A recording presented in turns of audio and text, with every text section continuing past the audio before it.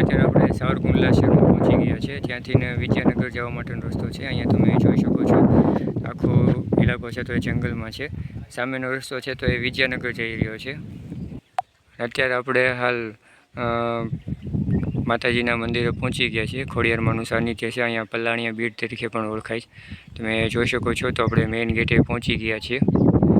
આ અંદરનો main gate છે। ત્યાર પછી સામેની સાઈડમાં મંદિર આવેલું છે।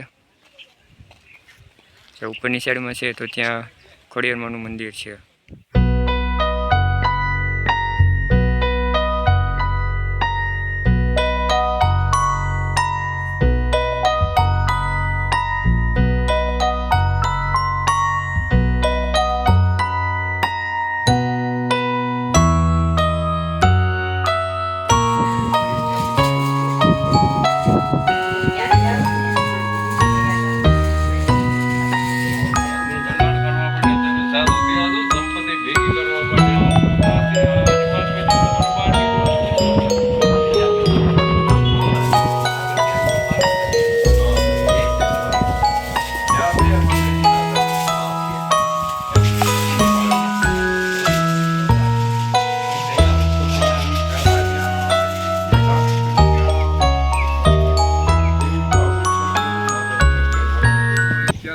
પહેલાં કોઈ ઉપર રહી નહોતું શકતું।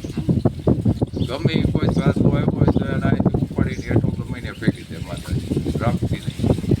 અને શરૂઆતમાં અહીંયા અમારા કઢિયા એમ કહેતા હતા કે અહીંયા શંખનાથ ને એવું બધું થતું। પણ દેવપુરી કરીને બાપુ ચોમા જમા વાવણી વખતે આવ્યા અને એ બાપુ શમશાનમાં બેઠા હતા। મારા દાદા ત્યાં નીકળ્યા અને એને પૂછ્યું કે કોણ હે? हम तो साधु है। કે ચલો બાપુ ગાँव में છે કે નહીં અહીંયા બેઠે છે કે ના ના પુરાણી ગામમાં લઈ ગયા ને બાપુને ઘરે કોરું નવું પન્યું હોય કોરું કરાવ્યું, ધાબળો ઓઢાડ્યો જમાડ્યા। પછી હવારમાં બાપુએ પૂછ્યું કે ત્યાં પ્લાણિયા ખોડિયાર કિધર હે? એટલે મારા દાદા અહીંયા મૂકવા આવ્યા।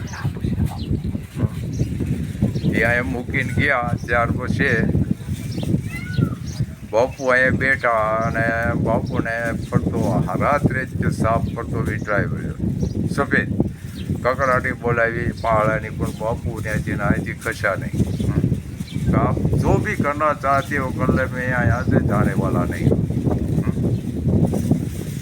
यहाँ से जाने वाला नहीं हूँ।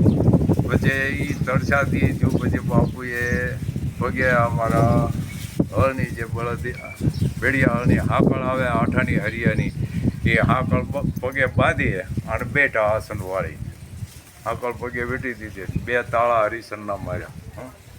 તે હરિશનના તાળા તમે આમ મારી રહ્યો એટલે એના હાથે ફટાફટ તાળા તો તૂટી જાય પણ હાકળોના આવડા ગટકા થઈ જાય।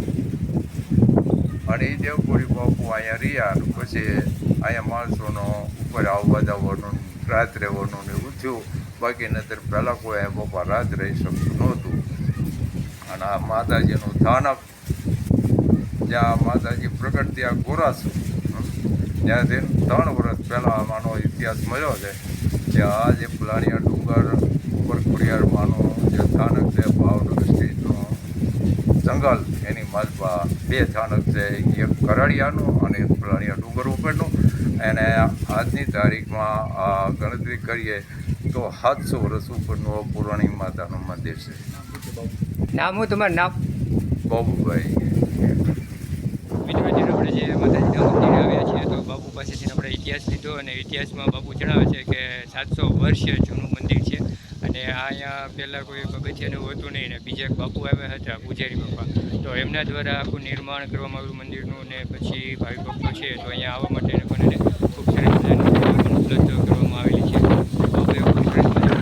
આપણે આગળની સાઈડમાં આવશું એટલે અહીંયા ઘણી બધી મૂર્તિઓ ને એવું છે, ત્યાં પણ માતાજીને બધા પધરાવેલા છે, તો ત્યાં પણ આપણે એમના પણ દર્શન કરીશું અને તમને પણ વિડીયોના માધ્યમથી દર્શન કરાવીશું।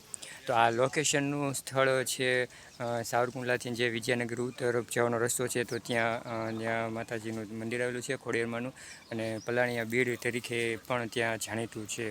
તો ખાસ કરીને દર રવિવારે અહીંયા ટ્રાફિક પણ હોય છે અને ઘણા બધા ભક્તો છે તો દર્શન કરવા પણ આવે છે અને ઘણા બધા દર્શનાર્થી છે ભક્તો, તો એમની પણ મનોકામના પૂર્ણ થાય. તો તમે પણ જો અહીંયા આવવા ઈચ્છતા હો તો પણ તમે પણ આવી શકો છો. જો લોકેશન ખૂબ સરસ મજાનું છે, તમે જોઈ શકો છો. આખો ડુંગરા વિસ્તાર છે, ડુંગરા ઉપર આવેલું મંદિર છે.